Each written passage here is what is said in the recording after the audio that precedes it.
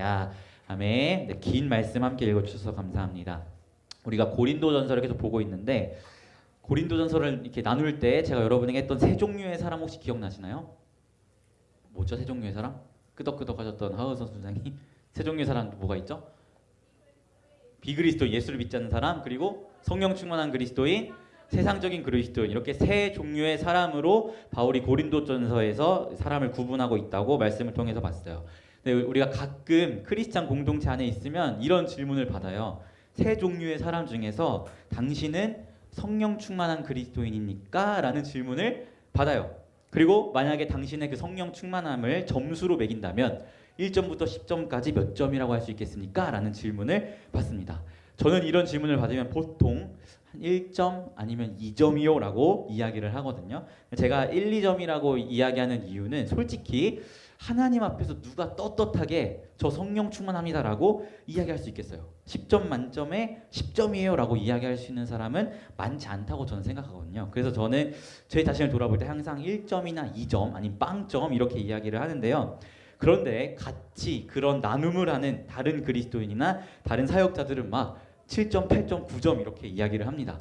그러면 괜히 저만 이상해지는 거예요. 저는 2점이라고 했는데 저 사람은 막 8점 이렇게 이야기하니까 나만 막 주님 앞에서 잘 못 사는 사람 같은 그런 분위기가 만들어지고 그런 상황들을 종종 겪곤 합니다. 물론 그분들의 삶과 그분들의 이야기를 제가 다 알 수 없기 때문에 제 마음대로 그 사람의 저 말은 뻥이야 이렇게 평가할 수 없죠. 그분의 삶은 하나님만 아시니까요. 하지만 제 안에 솔직하게 저의 기준으로 봤을 때는 와 어떻게 성령 충만하다는 말을 이렇게 자신 있게 이야기할 수 있을까?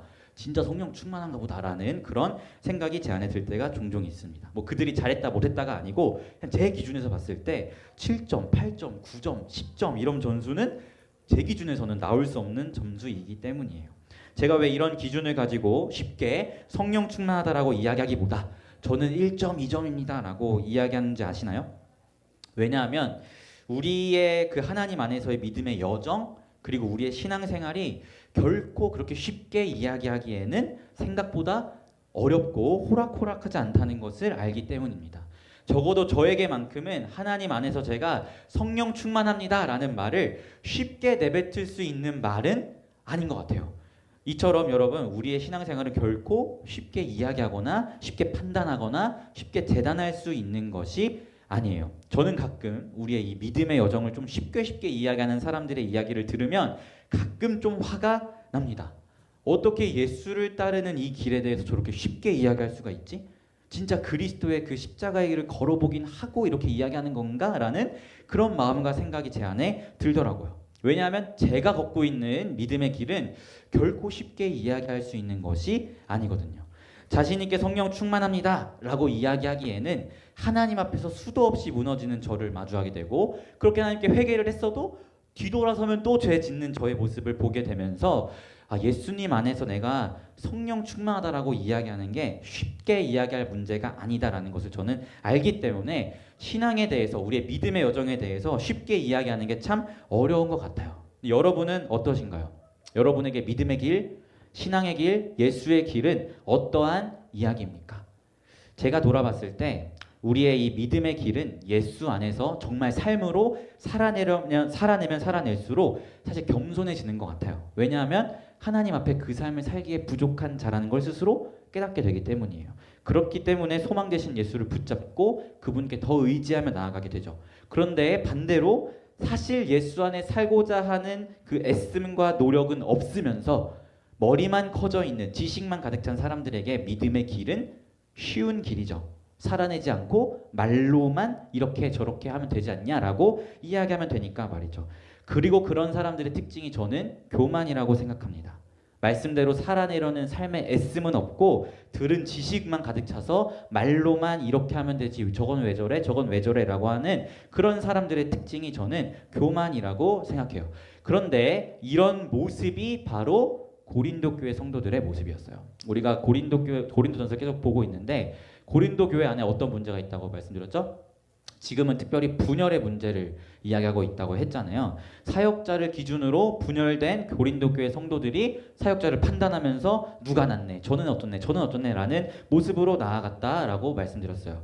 바울은 그런 고린도 교회 성도들의 모습을 계속해서 꾸짖고 있는데, 특별히 오늘 본문에서는 그들의 교만함에 대해서 꾸짖고 있음을 말씀을 통해서 보게 됩니다. 우리 6절부터 8절 같이 한번 읽어볼게요. 6절 8절 시작. 형제들아, 내가 너희를 위하여 이 일에 나와 아볼로를 들어서 본을 보였으니 이는 너희로 하여금 기록된 말씀 밖으로 넘어가지 말라 한 것을 우리에게서 배워 서로 대적하여 교만한 마음을 가지지 말게 하려 함이라.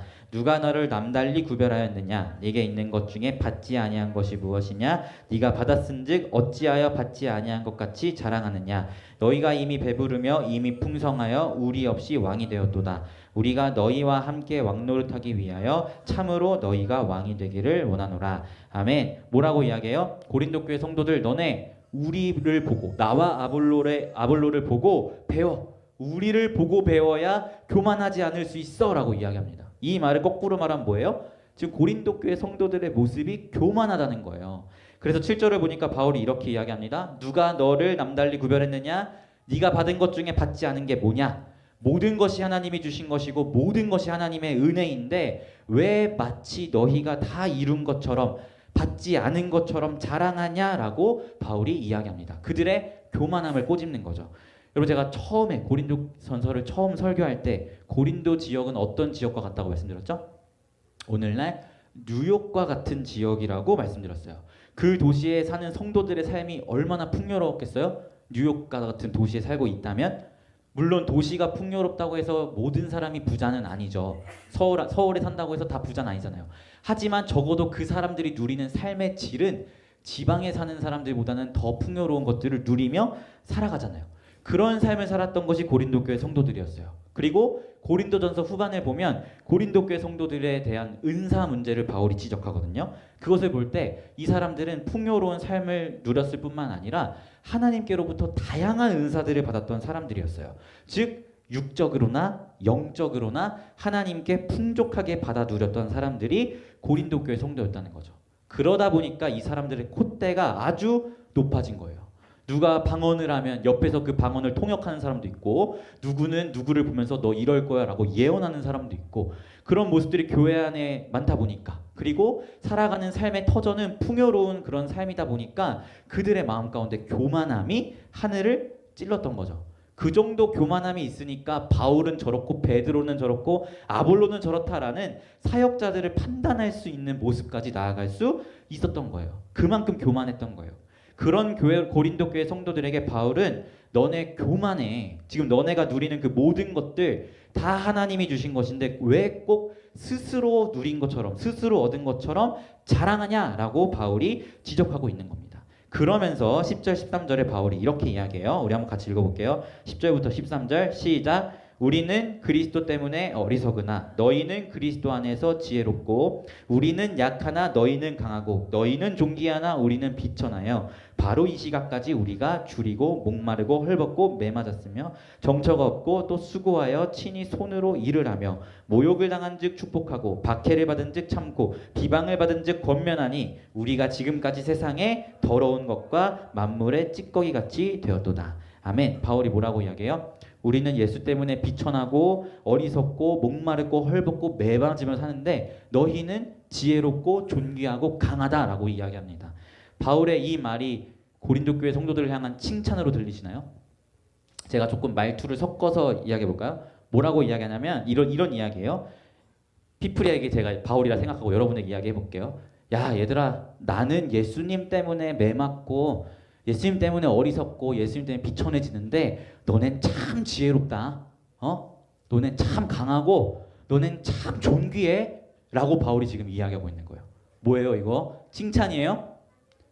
비꼬는 거예요. 비꼬는 거. 왜 비꼰다고 볼 수 있냐면 14절을 보면 바울이 이렇게 이야기해요. 내가 이런 말 하는 거 너희를 부끄럽게 하려는 게 아니고 사랑하는 자녀이기 때문에 하는 말이야 라고 이야기해요. 즉 이들의 그런 모습을 지금 바울이 비꼬면서 이야기하고 있다는 거죠. 그들의 본이 되는 사역자들의 삶은 예수께서 걸어가신 십자가의 길을 따라 걸어가면서 어리석어 보이고 비천해 보이고 때로는 매맞고 때로는 헐벗고 바울의 표현에 의하면 만물의 찌꺼기 같은 삶을 살아가고 있는데 너네들은 교만해서 예수의 길을 따라 걷기는커녕 참 지혜롭고 참 강하고 참 존귀하다 라고 바울이 비꼬면서 그들의 교만한 신앙의 문제를 지적하고 있는 겁니다. 마치 바울의 마음이 서두에 제가 말씀드렸던 저의 마음과 같은 거예요. 예수를 따르는 삶의 모습이 그렇게 쉽게 이야기할 수 있는 게 아니거든요. 살아보면 힘들어요. 살아보면 세상이 어리석다 이야기하고 내 스스로가 비천해 보여요. 그게 예수를 따르는 삶이에요. 그런데 입으로만 떠드는 그들의 모습, 그 교만한 모습을 보면서 바울이 한탄하면서 그들의 모습을 비꼬고 지적하고 있는 것이죠. 그래서 20절을 보면 바울이 이렇게 이야기합니다. 우리 20절 말씀 같이 읽어볼게요. 20절 시작. 하나님 나라는 말에 있지 아니하고 오직 능력에 있음이라. 아멘. 무슨 말입니까? 말로만 하는 신앙생활, 옷 쫙 빼입고 주일에만 교회 나와서 예배가 어떻니? 찬양팀이 어떻니? 누구는 어떻니? 이런 말로만 하는 신앙생활 하지 말고 삶으로 살아내 라고 바울이 이야기하고 있는 거예요. 하루하루의 삶 속에서 예수 그리스도를 닮아가지 못하는 스스로를 돌아보며 예수 그리스도의 길을 따라 걷기 위해 부단히 애쓰고 노력하는 믿음의 싸움을 좀 행하면서 살아가. 신앙은 말이 아니라 삶이야 라고 바울이 이야기하고 있는 것입니다. 여러분, 특별히 고린도전서에서 이 능력이라는 단어는 언제나 십자가의 능력을 의미해요. 십자가의 능력이 뭔데요? 십자가의 능력 무슨 능력이죠? 십자가의 비밀과 능력은 예수 그리스도의 고난에 있어요. 예수 그리스도의 길을 걷는다는 것은 세상의 가치를 저버리고 말씀의 가치로 살아가면서 세상 속에서 내가 성도로서 얻을 불이익도 감수하며 하나님의 말씀대로 살아가겠다는 것입니다. 그렇게 예수의 길을, 십자가의 길을 함께 걷다 보면 바울처럼 박해도 받고 비천해지기도 하고 때로는 어리석어 보이고 바울의 표현에 의하면 만물의 찌꺼기가 된 것만 같은 마음이 들 때도 있어요. 그것이 삶으로 살아내는 신앙인의 모습이에요. 그런 믿음의 이야기를 써가는 사람이 쉽게 신앙에 대해서 이거는 저래, 예배는 어때, 찬양팀은 어때, 저 사람은 왜 저래 라는 말을 쉽게 할 수 있을 것 같아요? 쉽게 못하죠. 신앙은 단순한 게 아니거든요. 믿음의 삶을 살아내는 자들에게 신앙은 예수님을 닮아가기 위한, 예수의 길을 걷기 위한 처절한 눈물의 이야기가 신앙이거든요. 바울은 그런 삶을 두고 능력이라고 이야기하고 있는 것입니다. 사랑하는 피플 여러분, 하나님의 자녀로 살아가는 것이 여러분은 무엇이라고 생각하며 살아가십니까? 그냥 주일에 교회 나와서 여기 앉아있고 예배 잘 드리고 헌금하고 좀 거룩한 척 앉아있다가 순모임하고 이러고 집에 돌아가는 것, 그것이 여러분에게 신앙입니까? 그것이 신앙이라고 생각하셨다면 오늘 바울의 이야기를 귀담아 들으시길 바라요. 여러분, 하나님의 나라는 말에 있지 않습니다. 하나님의 나라는 능력에 있어요. 여러분이 걸어가시는 그 십자가 길 위에 하나님의 나라가 있다는 것입니다. 여러분의 하루하루의 삶 속에서 하나님의 자녀다운 삶을 살고자 애쓰며 나아가는 그 모든 눈물의 여정 가운데 하나님의 나라가 세워지는 것이지, 내 삶으로는 살아내지도 않으면서 말로만 행하는 그런 신앙의 모습들이 있다면 그것들은 다 청산해야 한다는 것입니다. 제가 지금 여러분에게 이렇게 이야기하는 게 여러분에게 잔소리로 들릴 수 있어요. 하지만 저는 바울과 같은 마음으로, 또 제 이름이 폴이잖아요. 바울과 같은 마음으로 여러분에게 권면하고 싶어요. 제가 지난주에 여러분과 무슨 말씀 나왔죠? 판단하지 말고 남을 까내리면서 나를 높이는 세상의 지혜로 살아가지 말고 타인을 존귀히 여기고 타인을 세워주면서 타인을 살리는 하나님의 지혜로 살아가자라고 말씀을 나눴는데, 여러분 지난 한 주 그 말씀대로 살려고 한 주간 애를 써보긴 했습니까? 저는 우리 공동체가 형식적인 공동체가 아니라 진실로 예수를 따르는 공동체가 되기를 바라요. 우리가 삶으로 살아낸다는 건 우리의 삶에 변화된 이야기가 있어야 한다는 거잖아요. 순모임에서 그냥 우리 남을 살려주는 그런 하나님의 지혜로 살아갑시다 얘기만 하고 한 주간의 삶은 맨날 뒷담하고 욕하고 그런 모습이었다면 우리는 말로만 살아낸 교만한 신앙인의 모습과 같은 것이죠. 여러분, 우리가 정말 바울의 이야기처럼 말로만이 아니라 능력으로, 삶으로 하나님 말씀대로 살아가려는 노력이 우리 가운데 있었으면 좋겠습니다. 바울은 고린도 교회에 이렇게 이야기해요. 우리 15절 말씀 같이 볼게요. 15절 시작. 그리스도 안에서 1만 스승이 있으되 아버지는 많지 아니하니 그리스도 예수 안에서 내가 복음으로써 너희를 낳았음이라. 아멘. 개역개정 한국어 성경은 스승이라고 번역했지만 사실 헬라어로 보면 스승이라는 의미보다는 후견인이라는 표현이 더 맞아요. 특히 그 로마 시대에는 후견인이라는 제도가 있었거든요. 이 후견인이 뭐냐면 요즘 말로 베이비시터예요. 베이비시터. 내 자식은 아닌데 이게 돈 받고 애를 봐주는 사람들 있잖아요. 베이비시터. 정확하게는 1만 베이비시터들은 있으되 아버지는 많지 않다라고 바울이 이야기합니다. 즉 말로만 이래저래라고 가르치고 이야기하는 베이비시터들은 되게 많은데 아버지로서 영혼들을 품고 그들을 위해 정말 눈물로 기도하며 양육하는 그런 영혼의 아버지들은 많지 않다라고 바울이 이야기합니다. 그러면서 너희를 향한 이런 잔소리가 내가 너희의 베이비시터가 아니라 영적인 아버지기에 행하는 잔소리다라고 바울이 이야기해요. 이것이 여러분을 향한 저의 동일한 마음입니다. 저는 여러분의 베이비시터가 되어주고 싶지 않아요. 저는 여러분의 영적 아버지로서 정말 여러분이 예수의 사람으로 세워져 가도록 육성하는 정말 여러분의 영적인 아버지, 참된 여러분의 순장이 되고 싶어요. 그렇기 때문에 저는 여러분에게 이 시간 조금 잔소리 같지만 도전하고 싶습니다. 여러분, 예수를 따르는 것을 쉽게 생각하지 않으셨으면 좋겠어요. 하나님 나라는 말이 아니라 우리가 살아가는 그 삶의 현장 가운데 있습니다. 그리스도 예수의 십자가의 길을 따라 걸으며 나아가는 그 길 위에 하나님의 나라가 있는 거예요. 여러분의 모습이 주일에만 나와서 그리스도인의 모습으로 그냥 앉아만 있고 삶의 변화가 없다면 그 모든 것들을 청산하고 실제적인 삶의 이야기로 여러분의 하나님 자녀됨을 증명할 수 있는 여러분들이 되었으면 좋겠습니다. 우리가 특히 말로만 살아낼 때 나타나는 삶의 특징이 있어요. 대표적인 예로 제가 요즘 이 말씀을 준비하다 이 생각이 났는데 길거리를 지나가다 보면 예수천당 불신지옥 외치는 되게 시끄럽게 외치는 흔히 이제 뭐 빌런처럼 이야기하는 그런 사람들이 있죠. 여러분 그런 사람들을 향해서 뭐라고 생각하세요? 무슨 이야기 하세요? 솔직히 마음속으로 불편하잖아. 아니 왜 저렇게 전도해? 어떤 다른 방법으로 전도하면 되는 거 아니야? 라는 이런 생각 하지 않아요? 솔직히 다 불편한 마음 가지고 있잖아요. 근데 여러분 그 사람들은 전도라도 하잖아요. 전도도 안 하면서 이러쿵저러쿵 얘기하는 거 맞다고 생각하십니까? 꼭 왜 저렇게 전도해라고 비판하는 사람들의 모습을 보면 본인은 전도조차 하지 않아. 전도도 안 하는데 그런 얘기를 한다니까? 적어도 그 사람들의 전도 방법에 대해서 비판하고 싶으면 내가 먼저 전도는 하면서 얘기를 해야 될 거 아니에요. 나는 이런 방법으로 전도하고 있는데 저 사람은 조금 공격적으로 전도를 하네. 난 저렇게 안 했으면 좋겠어 라고 이야기할 수 있으려면 내가 전도라도 해야지. 꼭 전도는 안 하면서 말로만 떠드는 사람들이 그 사람들을 비판한다고요. 저는 오히려 말로만 떠드는 사람보다 좀 공격적이어도 나가서 그렇게 하는 사람이 더 낫다고 생각해요. 왜냐하면 그들은 그런 비판을 받더라도 삶으로 살아내려고 애쓰잖아요. 그게 우리의 신앙 가운데 너무나 많다니까요. 그게 말로만 살아내는 사람들의 모습이에요. 저는 우리 피프리 공동체가 그런 공동체가 되지 않았으면 좋겠습니다.